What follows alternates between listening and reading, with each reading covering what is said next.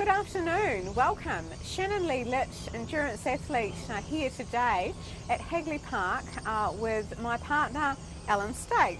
Hello. Hello. How are you? Good. You just finished work? Yes. Nice to see you. Good to see you too. Now, I'm going to ask you some questions about running a 10K. Now, your personal best for a 10K is 33:50, I understand. Is that right? Yes, yes. And so where was that one? That was at the Canterbury Road Champs. Great.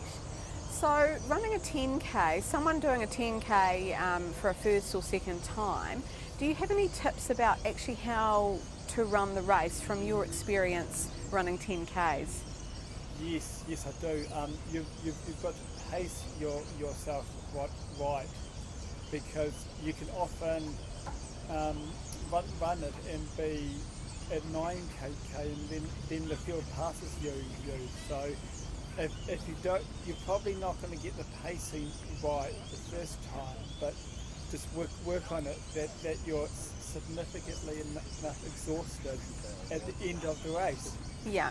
So you think a 10K race is quite a hard race where you'd be breathing heavily, or what sort of breathing technique would you use for it?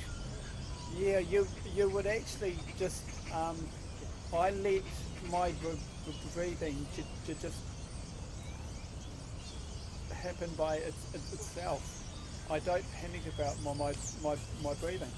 So you focus more on running, on your legs moving and your arms moving.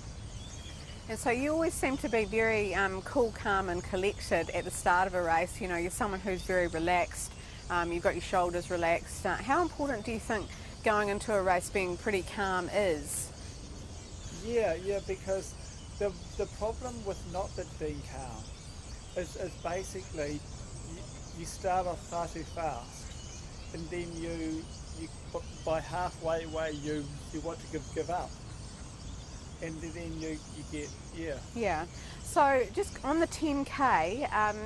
Someone who's running a 10K for the first time or second time, or even someone who's been running, done 10Ks, can you just give us an example from your own experience, maybe about a workout or sort of training session that you've actually found help you in the 10K, like the training leading up to it? Yes, the 10K, like specifically for 10K, there's a distance of about a K. The repeats.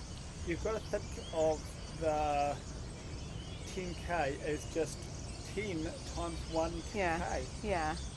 And if you think about that, you just do like 4K repeats. Yeah. At faster than your 10K pace. Okay, so you'd warm up and you'd do these, you call them 1K repeats. So you would run that 1K faster than your 10K pace, and so you do that 1K, and then like what sort of recovery time would you have in between those?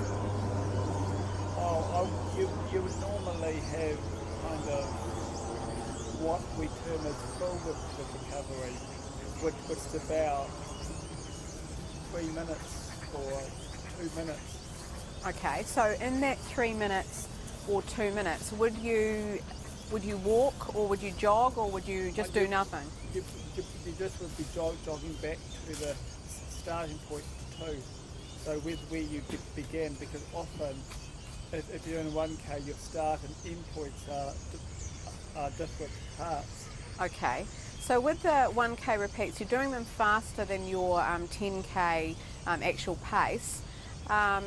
Would you ever do 1K repeats, say at your 10 kilometre pace? Would that be advantageous to you running a 10K, or you No? Okay. No.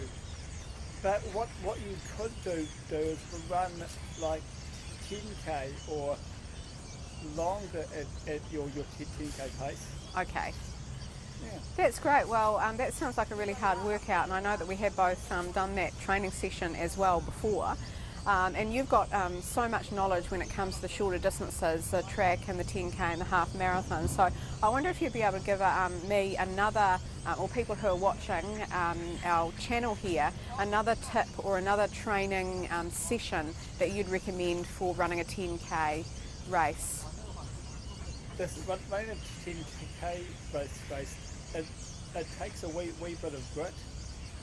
So just a nice hard session where you are running a distance where you don't give yourself that recovery. Yeah.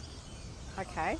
So it's like a couple of years back. Yeah. There was this training I had to run 1.4 k's, and the aim was you had to run every 5 minutes. So you would run, and you'd have to get the timing exactly right. I got back in about 4:20 to 4:30, and then you had 30 seconds. Yes. And you had to get ready for the next one. yes, okay. So would that be more for someone who's a bit more experienced, maybe who'd run 2 or 3 or 4 No, 10Ks? That's a different workout. That's when you don't give yourself the recovery. So you're basically working for the 40 minutes or an hour. Like we used to do that for 60 minutes. Okay, wow. But you've got to work up to that. When I first began, I would do probably 7 of them. Okay. And So 7 times, how many minutes would it be when you first started doing that?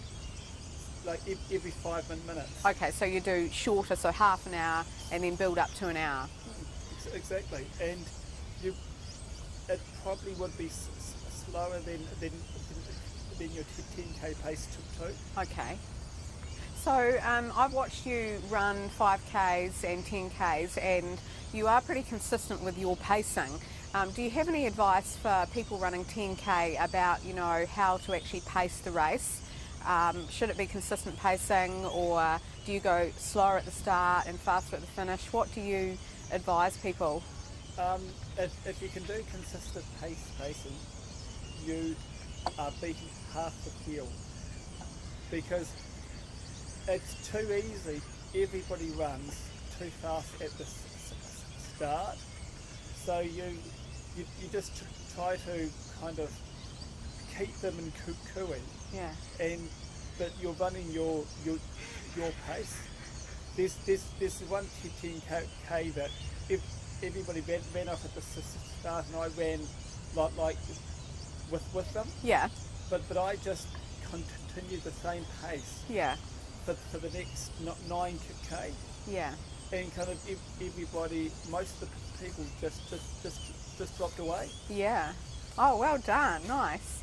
Okay, well, hey, thank you so much. You've given us heaps of information, and I know that everyone would really love what you've had to say today. So I hope that you enjoy these tips here from a great 10K runner, and please comment if you have any other questions. Thank you.